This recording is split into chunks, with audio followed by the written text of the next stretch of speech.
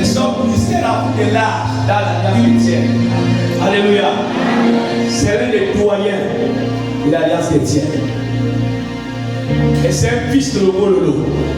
Alléluia. Donc c'est le pasteur Jonas, le révérend, le pasteur local de l'église de l'Ascoville, précisément Mikata. Alléluia. C'est notre Père à nous tous. Est-ce que vous avez plus Alléluia. Alors, nous avons l'ancien que vous connaissez très bien, les anciens chrétiens, Yahweh Arou. Alléluia. Est-ce qu'on peut acclamer l'ancien? Est-ce qu'on peut acclamer? Alléluia. Je l'invite pour l'acclamation.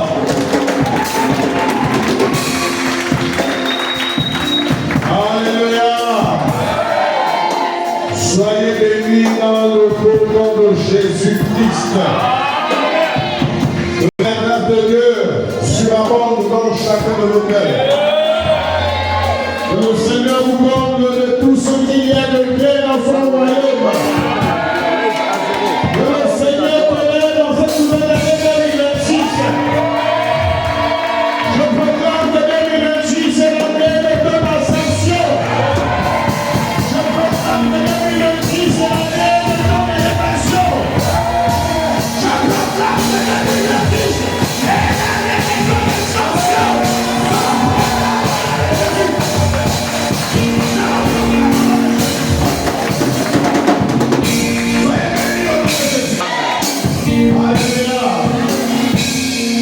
Que notre Dieu soit élevé puissamment. Amen.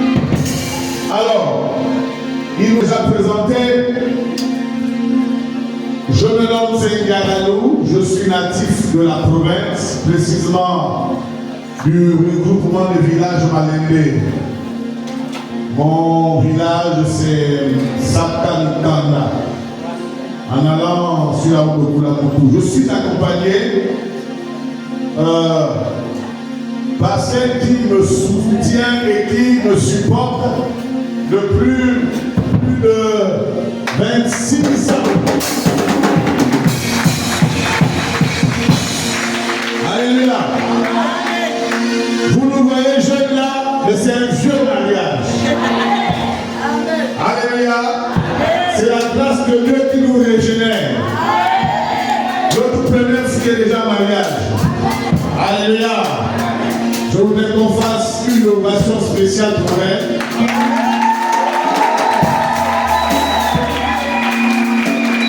Je voudrais qu'on fasse une ovation spéciale pour l'ancienne. Je connaissais là.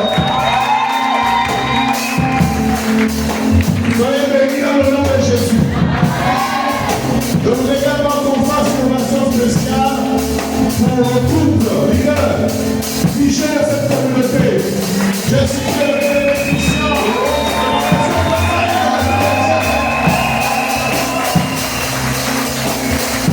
Faisons également une ovation spéciale à l'emploi de tous les responsables de cette communauté. Avant de commencer les activités.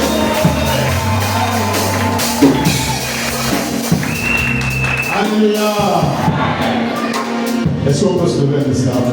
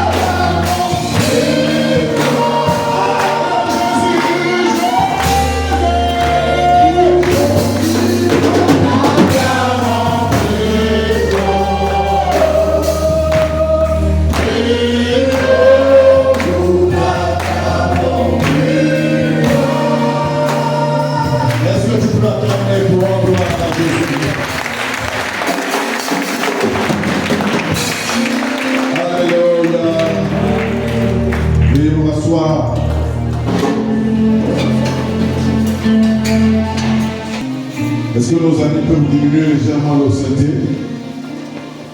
Merci. Je voudrais encore te remercier, très cher frère, pour l'honneur que tu me fais d'être ici avec maman et avec nous, l'ancien Zanda. Que le Seigneur te le rende au centuple. Amen. Qu'il arrose davantage ton ministère. Amen. Qu'il vous comble, bien-aimé dans le Seigneur, de tout ce qu'il y a de meilleur. Amen. Amen, amen. Amen. Les années se succèdent mais sans se ressembler. Dans la Bible, il y a ce qu'on appelle le principe des saisons. Vous savez que le peuple d'Israël était très attaché au principe des saisons. Et même que pour identifier un événement, il l'identifiait en tenant compte de la saison précédente. Quand vous lisez de la Genèse jusqu'au livre d'Apocalypse, la saison est un moment particulier et le Seigneur y attache aussi une importance capitale. Je voudrais donc dire à quelqu'un ce matin, la saison écoulée dans ta vie a amené avec elle un certain nombre de réalités. Des réalités qui certainement ont été bonnes et d'autres mauvaises. L'année 2025 qui s'en est allée a été pour une femme une année éprouvante. Alléluia. Amen. L'année 2025 a été pour un homme certainement une année difficile. Pour un jeune garçon comme fille, peut-être même pour les enfants.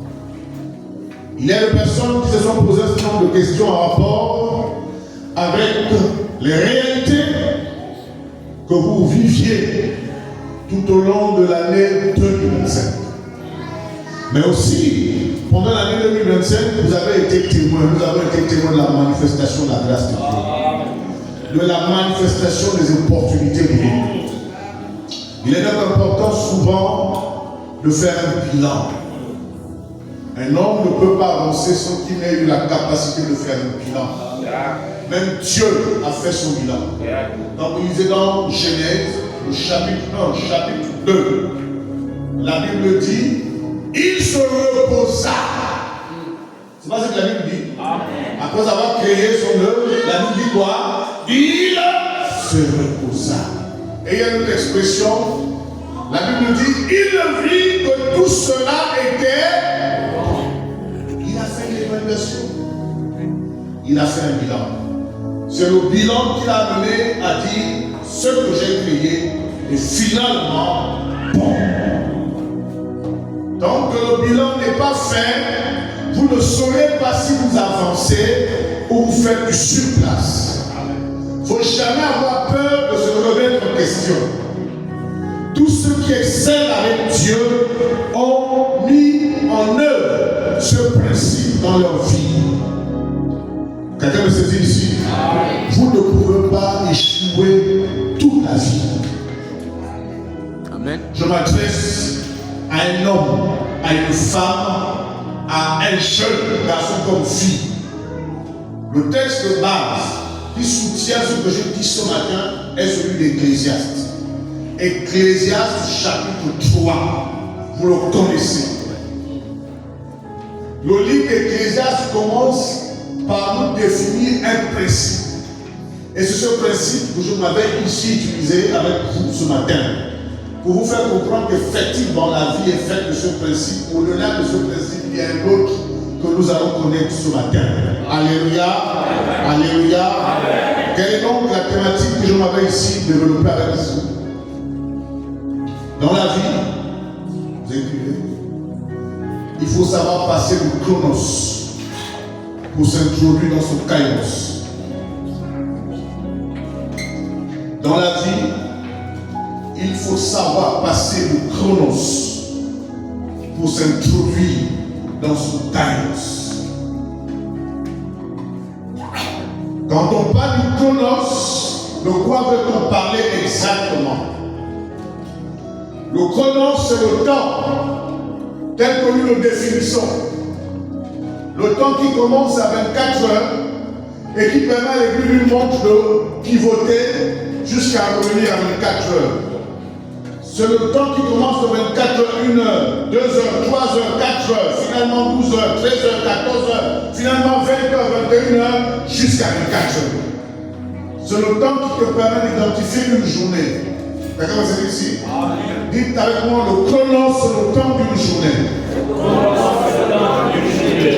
Mais le chronos, c'est aussi le temps qui te permet de vivre certaines réalités. Et dans le livre d'Ecclésiaste, il dit, il y a un temps pour tout.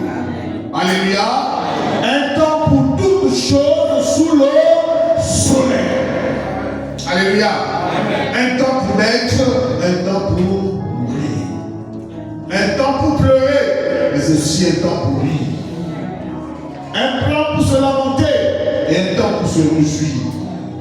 C'est le chronos. Dieu, quand il nous crée, il nous soumet à la loi du chronos. C'est le chronos qui permet d'évaluer l'âge d'un individu.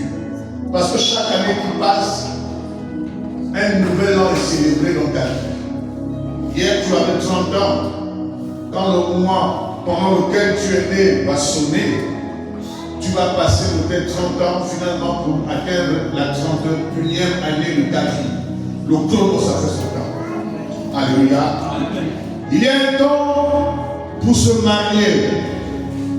Il y a un temps pour vivre les privilèges du mariage. Hier, j'étais célibataire. Je n'avais pas de femme. Puis Dieu, un jour m'a dit, je vais devant toi une personne. D'ailleurs, la petite anecdote, avant que je l'ai rencontré, j'avais demandé les mains à plusieurs femmes. Oui, mon frère. La dernière m'avait dit, frère Jonas, tu veux devenir pasteur, je ne me vois pas avec un pasteur. Les pasteurs à l'époque, ce n'est pas comme vous me voyez aujourd'hui. C'était l'un des ministères les plus dégradants. On nous identifiait comme étant ceux qui avaient raté leur vie. Hein, vous vous rappelez, non? À un passé proche, lorsque tu disais que tu étais pasteur, c'est comme si tu avais la lettre. C'est pas comme aujourd'hui où nos jeunes filles là veulent se marier avec des pasteurs. Mais à l'époque, c'était difficile. Je me rappelle, je suis allé voir mon père pour dire, je veux tout abandonner, je veux devenir pasteur. Il m'a dit, tu es sûr? Tu en es sûr? Mais finalement, le Seigneur m'a fait grâce. Nous avons commencé, il n'avait pas les formes que j'aime. Elle avait toujours son corps, mais elle a pris encore un peu plus de moi. Mais au fur et à mesure que nous avançons, nous nous rendons compte que la loi du chronos a fait son travail sur nous. Amen. Alléluia. Amen. Est-ce que quelqu'un s'est regardé à travers une photo que tu as prise il y a quelques mois, il y a quelques années? Tu vas te rendre compte qu'il y a des différences. Alléluia. Amen. Entre cette photo et la personne que tu es devenue aujourd'hui, c'est le chronos. Alléluia. Amen. Alléluia. Dites avec moi le chronos. Le chronos. Mais le chronos, c'est aussi le temps pendant lequel Dieu te fait des promesses. Il y a une période que se révèle à quelqu'un et lui dit, je veux faire ceci dans ta vie.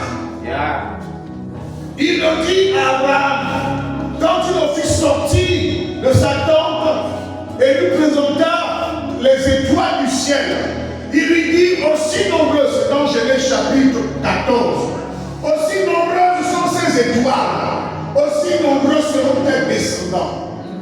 Quelqu'un se dit ici? Il lui dit également, ta femme Sarah te donnera un fils. Mais il n'a pas dit à Abraham quand est-ce que cela s'accomplira. Il lui a juste fait une promesse. Le problème avec nous, c'est que nous pensons que le chronos, c'est le kairos. Et quand le temps de Dieu met du temps, le découragement nous gagne. Alléluia. Le chronos que quelqu'un peut faire 6 mois. Quand le chronos d'une personne peut durer 30 ans. Dieu veut te faire une promesse, mais cette promesse peut attendre 30 ans. Est-ce que c'est ici? Dans le cas d'Abraham et Sarah, ils ont entendu 25 ans. 25 ans, Dieu leur a fait une promesse. Il dit, tu auras un enfant. Quand la première année s'est écoulée, la 5e année s'est écoulée, la 10e année s'est écoulée, Sarah est allée vers Abraham pour dire à Abraham, certainement Dieu parle tantôt d'une manière et tantôt d'une autre. Il peut aussi accomplir sa volonté. Prends ma servante. Peut-être que tu n'as pas bien compris. Dieu parlait peut-être parce qu'à l'époque, l'esclave appartenait à sa maîtresse. Vous comprenez?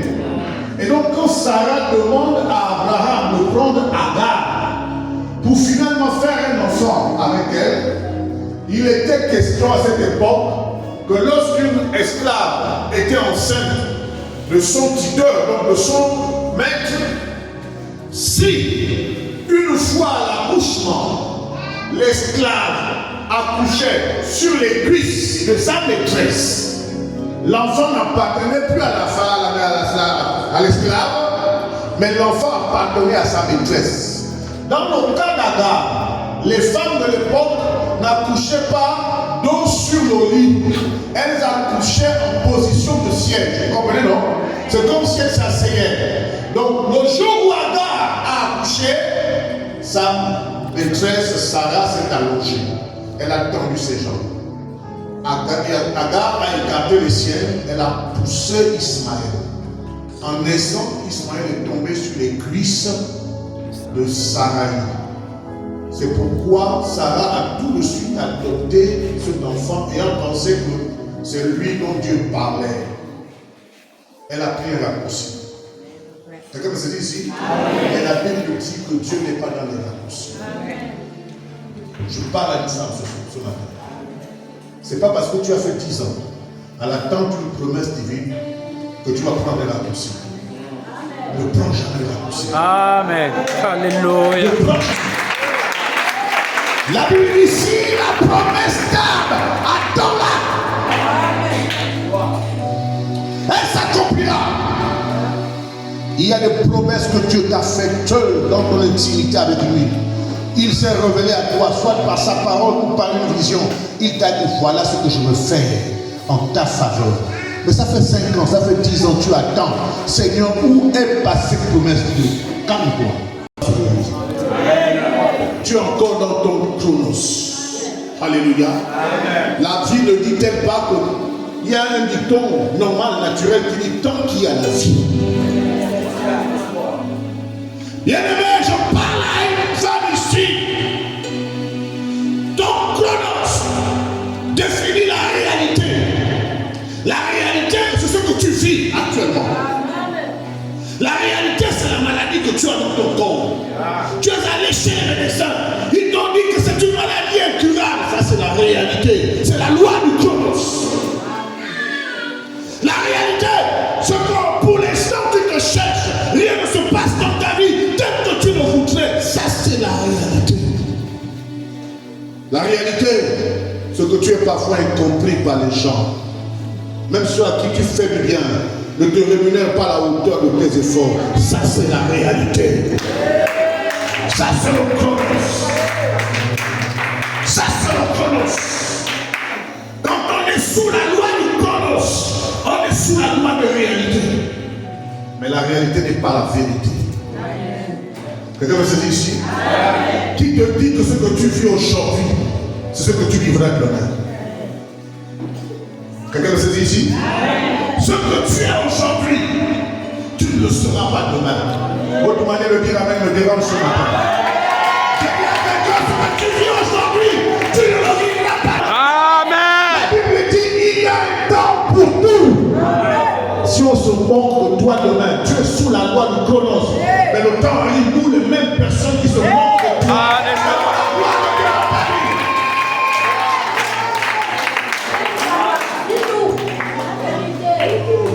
Tant que le chronos est révélé, la vision de l'homme est limitée.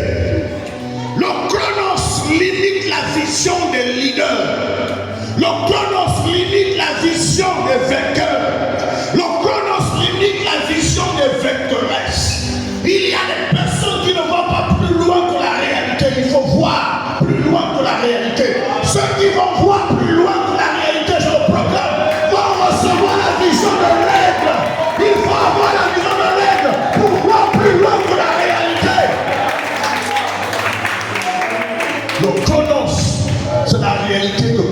construit ta famille. On a dit que dans cette famille, personne ne réussira. Ça, c'est le chronos. Il y a des gens qui sont venus à l'église, mais qui sont sous la loi du chronos. Vous levez les mains vers le ciel, vous pleurez tous les dimanches, pas parce que le Saint-Esprit vous touche. Vous pleurez parce que le chronos vous rappelle que tu as vu ce que tu vis. Tu vois ce dont toi tu es. Ça, c'est le chronos. Mais la Bible dit, le chronos finit toujours par prendre fin. Il y a un temps pour tout. Un temps pour toutes choses sous le soleil. Il y a un temps. Ce que je vous dis, ce sont les choses que moi j'ai vues. Il y a un temps pour tout. Vous avez déjà arrêté de l'eau avec les mains. Tu peux saisir de l'eau avec les mains. C'est que tu vas te glisser entre les doigts. Je dis à quelqu'un que ta vie ressemble à de l'eau. Personne ne peut te saisir. Tu peux me saisir ici? Oh, ta manière de dire avec me dérange. Personne ne peut te saisir. Personne ne peut bloquer ta destinée. Personne ne peut te nuire. Parce que ta vie ne dépend pas du chronos. Tu peux me saisir ici? Ta vie ne dépend pas du chronos. Ta vie ne dépend pas du chronos. Personne ne peut te saisir. Tu es insaisissable.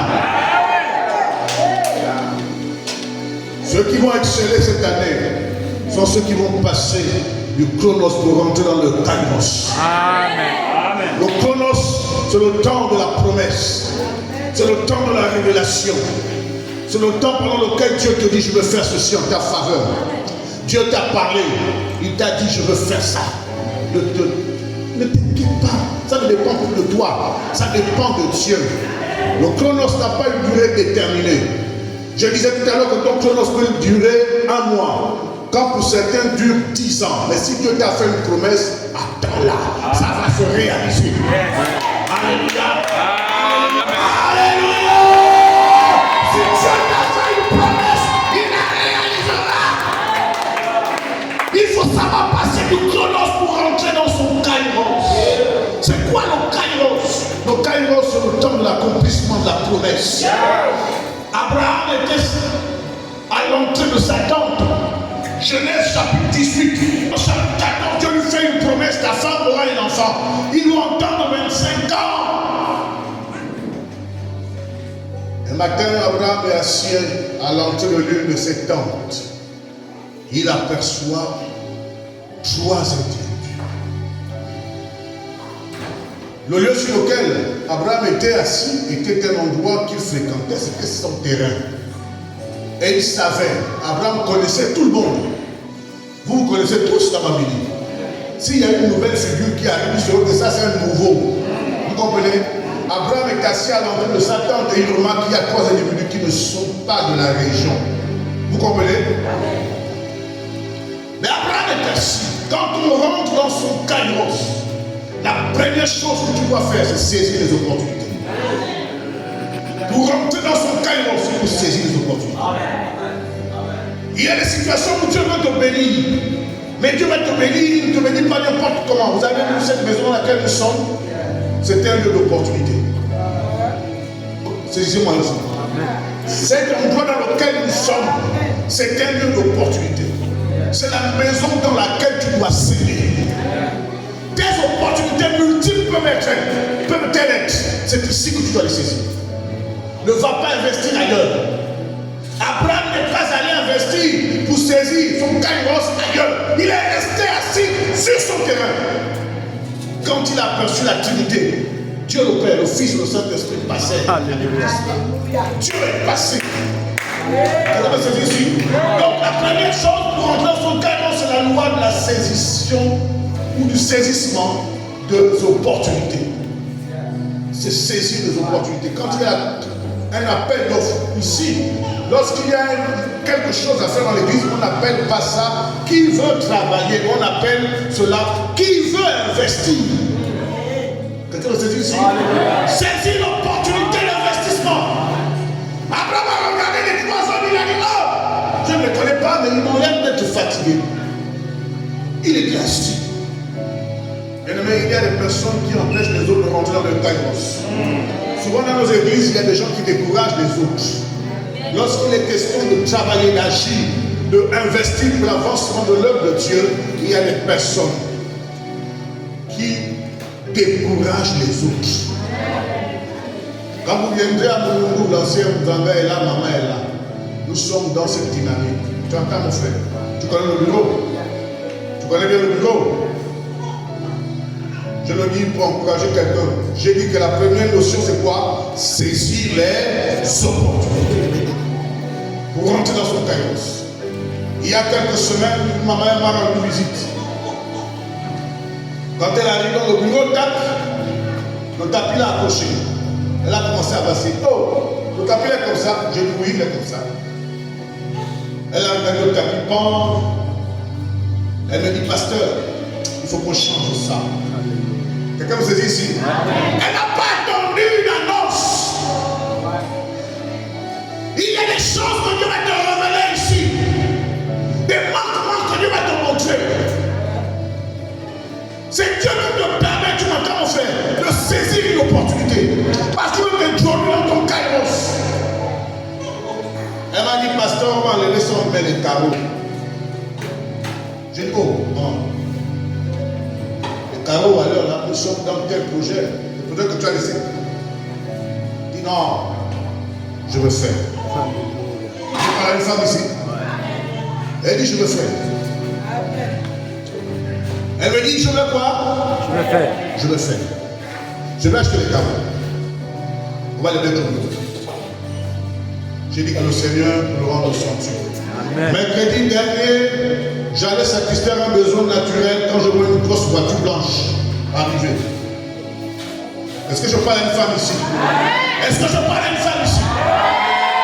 Est-ce que je parle à un homme? Est-ce que je parle à des jeunes ici? Est-ce que je parle aux enfants ce matin? Je vois un gros véhicule garé. C'est la maman qui descend. Elle n'a même pas prévenu mon ancien. J'étais surpris. Elle m'a dit, pasteur, comme je vous l'avais dit, je suis venu honorer à mon engagement. Amen. Alléluia. Amen. Elle me fait descendre 16 cartons de tarot. Tu ne m'as pas donné à moi-même.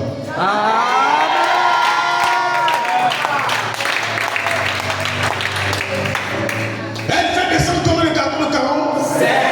Vous savez combien cela a coûté? 216 000. Une offrande violente. Pour se saisir de son kairos, il faut savoir aussi se faire violence. La Bible dit, le royaume de Dieu est forcé. Et ce sont les violents qui se embarquent. Abraham était assis à l'entrée de sa tente. Mais il n'est pas resté assis. Quand il a vu la Trinité, il est allé vers eux. Il dit, bonjour messieurs, vous allez où? Ils ont répondu, nous allons à Sodome et à Gomorrhe. Non, ne passez pas. La deuxième clé, c'est la loi de l'hospitalité. La loi de l'hospitalité. La Bible dit, parce qu'ils ont exercé l'hospitalité, certains ont logé des anges sans le savoir. On ne peut pas rentrer dans son kairos si on n'a pas cultivé en soi la loi de l'hospitalité. Vous savez que donner à Dieu, c'est aussi une forme d'hospitalité. C'est accorder à l'autorité divine dans ta vie de se manifester. Tu es l'instrument dont Dieu veut se servir pour faire étendre son royaume. Tu es l'instrument dont Dieu veut se servir pour promouvoir ses intérêts. Et chaque fois que tu accueilles quelqu'un au nom du Seigneur, tu accueilles Dieu lui-même. Abraham a dit venez. C'est la deuxième clé, la loi de l'hospitalité. La troisième clé, c'est la loi du donner. La loi du donner. On n'entre pas dans son kairos de ma vie. Je choque quelqu'un de sa vérité. La Bible dit on donne à celui qui a. C'est pas ce que la Bible dit. Hein? La Bible dit quoi? Là vous ne donnez plus à moi-même. Quand c'est pour donner, les gens, les corps se serrent. Mais le terme de fait, c'est parce que c'est l'une des clés qui ouvre les portes de la grâce. Alléluia. Amen. Alléluia. Ce matin, nous allons rentrer chacun dans son alliance avec le Seigneur. Libérez vos cœurs. Abraham a dit à Sarah, va prendre le meilleur de nos veaux. Vous comprenez? Le meilleur de tous les veaux était le veau le plus gras. C'est le veau qui permet ces vaches de se reproduire. Est-ce que vous comprenez ici?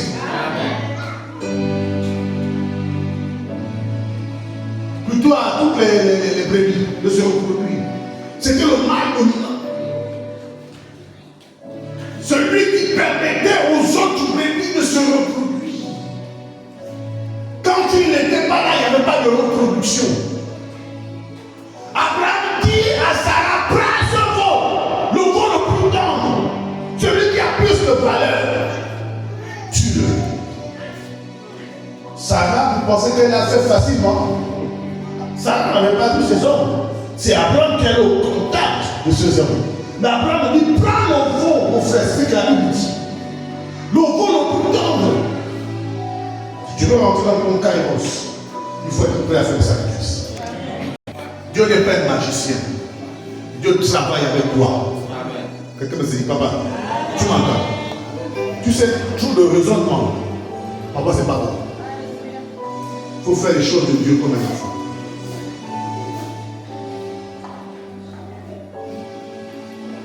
Il a pris le veau. Sarah a commencé à tuer le veau. Mais il y a un autre mec que Sarah va associer à ce veau. On nous dit le lait caillé. Le lait caillé, c'était une boisson fermentée que l'on mettait de côté pour les grandes occasions. Voilà quelqu'un qui n'a pas connu ces trois personnes, mais qui les traitent comme les autres de première catégorie. Alléluia. Amen. Alléluia. Amen. Il n'a pas donné le superflu, il a donné ce qui avait de la valeur.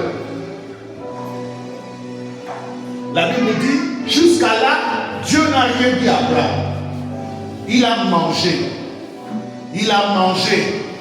Il a mangé. Il a mangé. Dieu le Père a mangé. C'est la seule fois dans toute l'histoire de l'humanité où on nous dit que la Trinité est venue manger chez quelqu'un. Et cette personne, c'était Abraham. Quelqu'un me dit ici. Je dis à quelqu'un ici ce matin que si tu pratiques les mêmes lois qu'Abraham, cette année 2026, tu recevras une invitation particulière que le programme au nom de Jésus.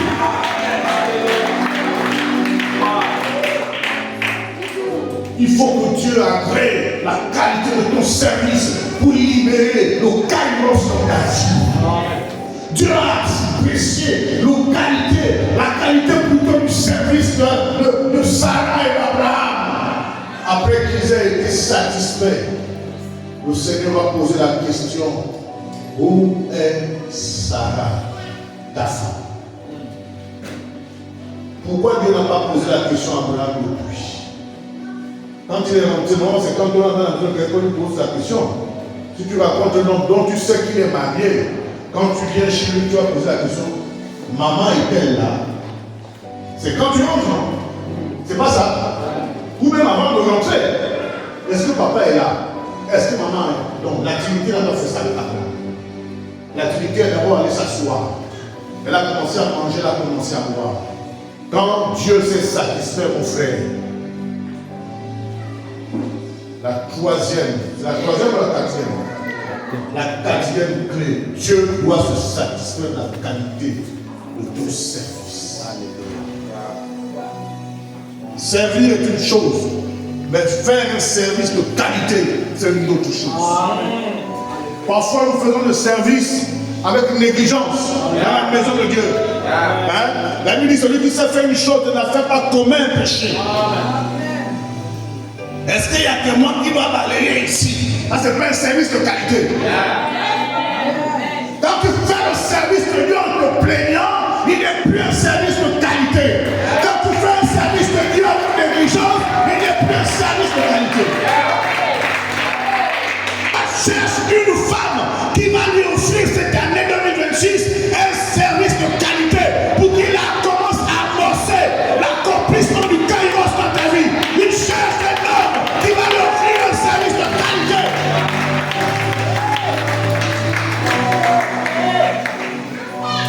Si nous sommes capables d'offrir à Dieu un service de qualité, Dieu sera content de nous et il va libérer la grâce. Ne faisons jamais le travail de Dieu avec négligence. Vaut mieux ne pas faire que de faire avec négligence. La Bible dit que celui qui fait un vœu à Dieu doit se hâter de l'accomplir. Parce que Dieu n'aime pas ceux qui font des vœux sans les réaliser. Alléluia. Amen. La cinquième clé, c'est l'alliance. L'alliance. C'est quoi l'alliance? L'alliance, c'est un contrat qui lie 2 ou 3 personnes. Quand vous êtes venu travailler à la scène, on vous a fait signer des contrats, non? Quelqu'un a fait l'objet d'une signature de contrat ici.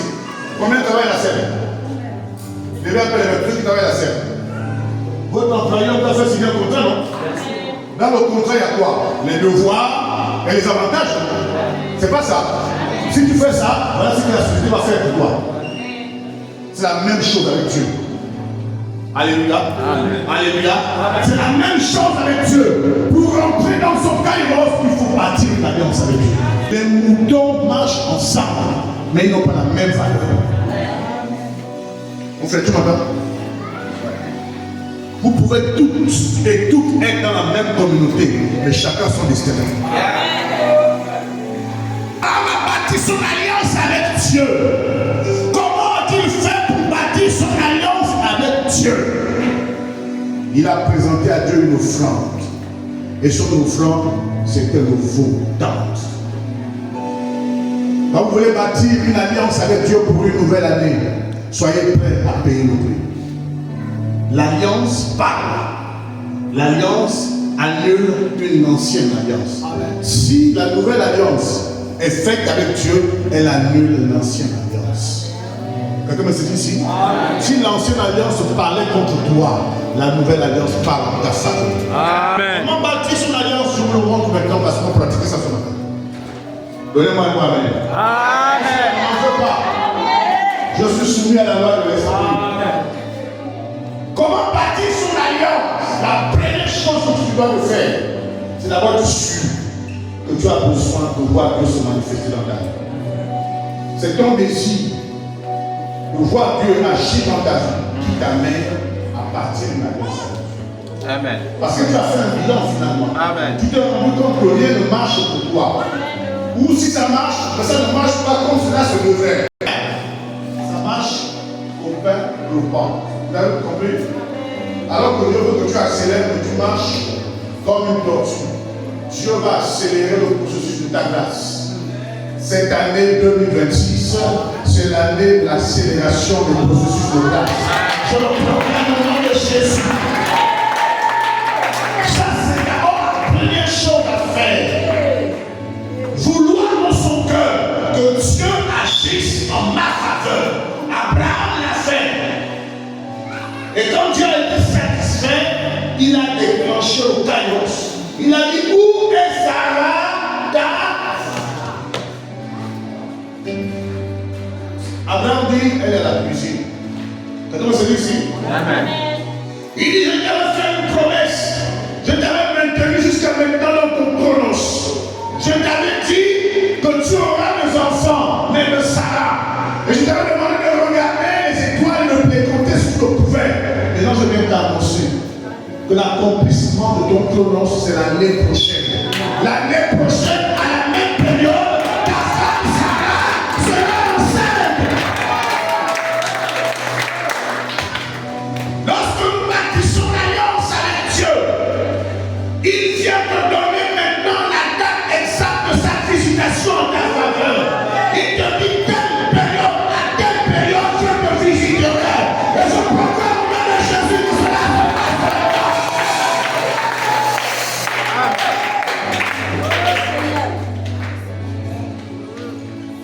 Fais-le-moi une prière.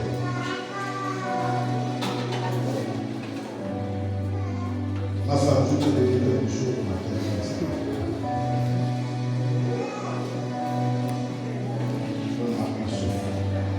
Nous allons bâtir chacun son alliance avec Dieu. Ah, vous ne voulez pas voir. Amen. Moi, je suis pragmatique.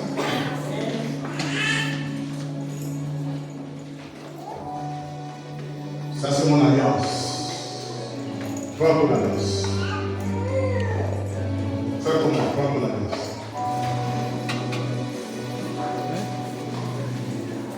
Même si tu as le boulot aujourd'hui, laisse-le rappeler. dans l'alliance est plus important que aller en faire comme dans l'alliance. De toutes les personnes qui ont déjà battu dans l'alliance, comment ça? Tu dois avoir une alliance.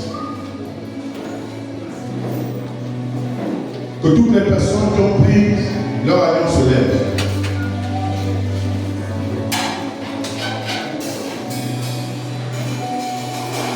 Pendant que les chants nous accompagnent sur le roi fait son entrée. Aïe, aïe, aïe, aïe, aïe, aïe. Quelqu'un prend son alliance?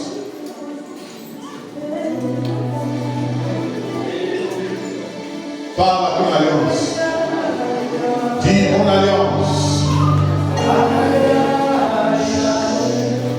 Dis mon alliance. Parle en ma faveur. Mon alliance va devant le trône de Dieu.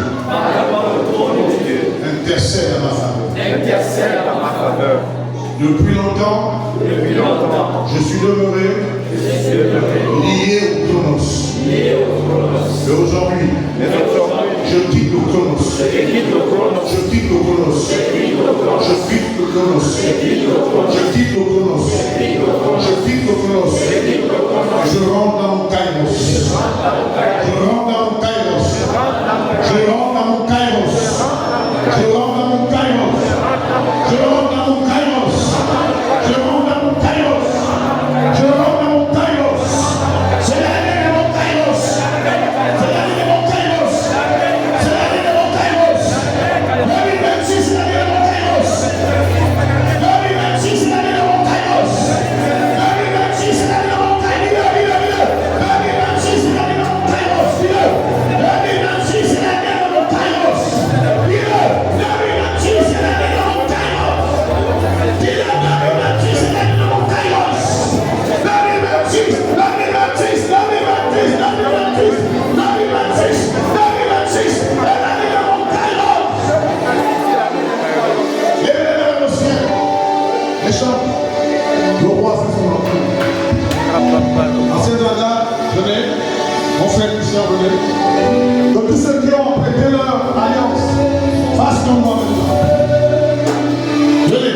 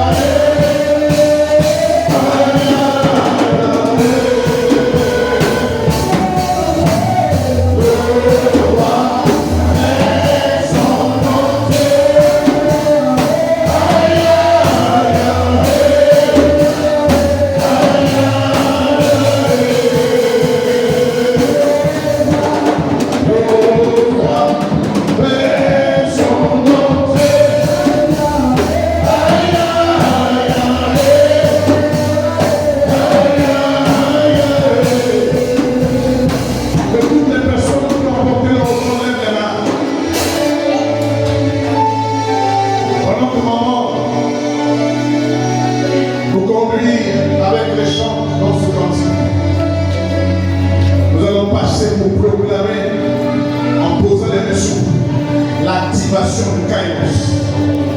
Nous allons passer maintenant pour activer le processus du Kairos.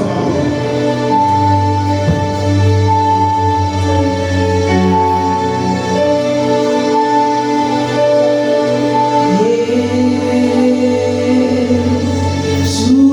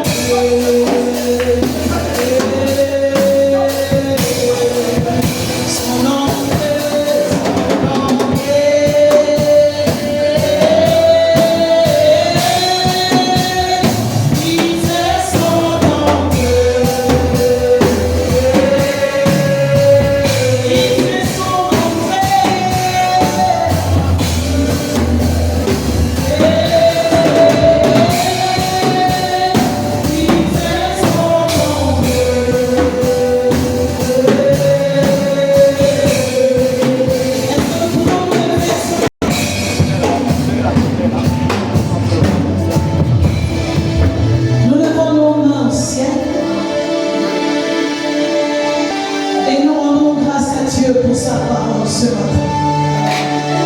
Nous allons bénir le nom de l'Éternel qui nous a fait don de sa parole.